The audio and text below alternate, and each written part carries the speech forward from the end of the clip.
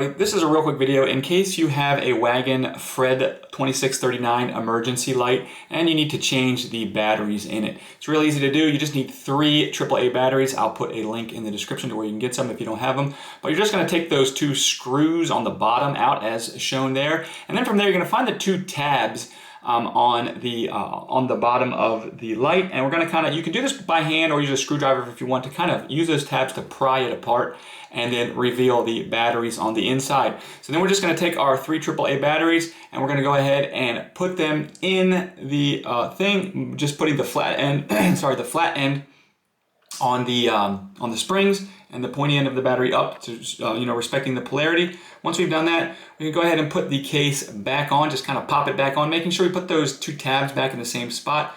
Put our screws back in, screw them back in, and really that's all there is to it. So I hope this video helped. If it did, if you could leave me a like, I'd really appreciate it. Thanks a lot for watching.